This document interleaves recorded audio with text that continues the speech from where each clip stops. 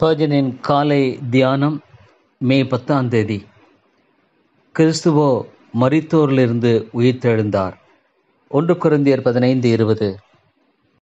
முழு கிறிஸ்தவமே கிறிஸ்து மரித்தோரிலிருந்து உயிர்த்தெழுந்தார் என்ற சத்தியத்தின் அடிப்படையில் அமைந்ததாக இருக்கிறது.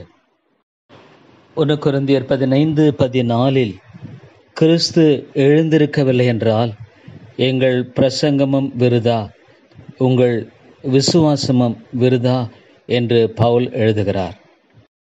இயேசு கிறிஸ்துவின் தெய்வீக தன்மையை நிரூபிக்கும்படியாக இந்த உயிர்த்தெழுதலானது அதை விளங்க பண்ணுகிறதாக இருக்கிறது.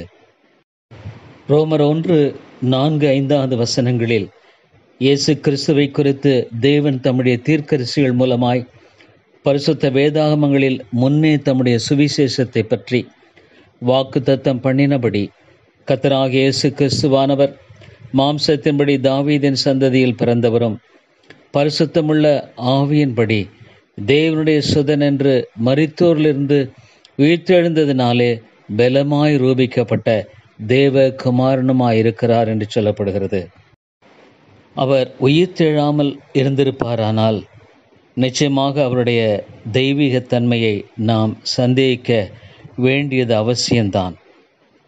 மேலும் இயேசு கிறிஸ்துவனுடைய தெய்வீகத்தன்மை, தேவனுடைய சர்வேகாதிபத்தியம் அவருடைய உயிர்த்தெழுதலில் அடங்கியிருக்கிறதாக இருக்கிறது.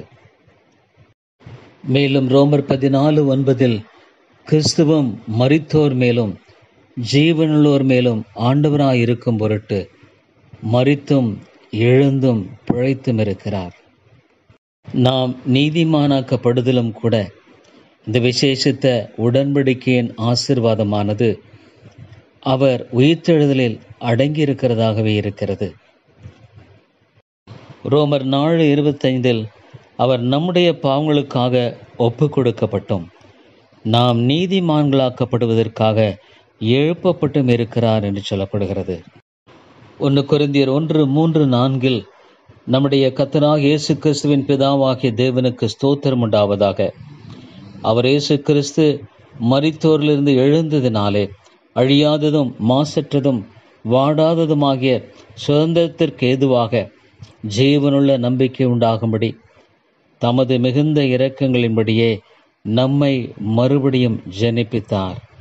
சொல்லப்போனால் நம்முடைய உயிர்த்தெழுதலும் கூட இதையே சார்ந்திருக்கிறது என்பதை நாம் அறிந்திருக்கிறோம். மேலும் ரோமர் 8:11 அன்றும் இயேசுவை மரித்தோரிலிருந்து எழுப்பினவருடைய ஆவி உங்களில் வாசமாயிருந்தால் கிறிஸ்துவை மரித்தோரிலிருந்து எழுப்பினவர் உங்களில் வாசமாயிருக்கிற தம்முடைய ஆவியினாலே சாவுக்கேதுவான உங்கள் சரீரங்களையும் உயிர்ப்பிப்பார் என்று சொல்லப்படுகிறது. கிறிஸ்து உயிர்த்தெழாமல் இருந்திருப்பாரானால் நாமும் உயிர்த்தெழுதலை பெற்றுக்கொள்ள முடியாது. அவர் உயிர்த்தெழுந்ததினால் நாமும் நிச்சயமாக உயிர்த்தெழுவோம் என்பதை அறிந்திருக்கிறோம். ஒரு நாளும் நாம் மரணத்தில் அழிந்து போகப் போவதில்லை. ஒரு விசுவாசியின் வாழ்க்கையில் ஆசீர்வாதத்தின் அந்த தொடர்ச்சியானது ஆண்டவருடைய உயிர்த்தெழுதலில் நாம் பார்க்கிறோம். ஒரு விசுவாசி மறுபிறப்பு அடைந்ததிலிருந்து நித்தியமான மகிமைக்குள் போய் சேரும் மட்டுமாக இந்த உயிர்த்தெழுதலின் காரியமானது ஒன்றோடு ஒன்று பிணைக்கிறதாக இணைக்கிறதாக இருக்கிறது. அப்பொழுது நாம் மகிமையில் பிரவேசிக்கிறவர்களாகவும் தேவனுக்குள்ளாக எந்த சந்தேகம் இல்லாதபடிக்கு மரித்தோர்ந்து உயிர்த்தெழுந்தவர்களாக தேவனை மேன்மைப்படுத்துவர்களாக உயிர்த்தெழுதலின் வல்லமையை நம்முடைய வாழ்க்கையில காண்கிறவர்களாக நம்முடைய வாழ்க்கையில் அதனுடைய வெளிப்படையான தேவ செயலை நாம் பார்க்கக்கூடியவர்களாய் காணப்படுவோம். எவ்வளவு மகிமையான இந்த உயிர்த்தெழுதல் என்பது நம்மை உயிரடைய செய்கிறதும் மகிமையில் பிரவேசிக்கும் மட்டுமாக இந்த உயிர்த்தெழுதலின் வல்லமையானது நம்மை ஆட்கொண்டு வழிநடத்துகிறதாம் இருக்கிறது.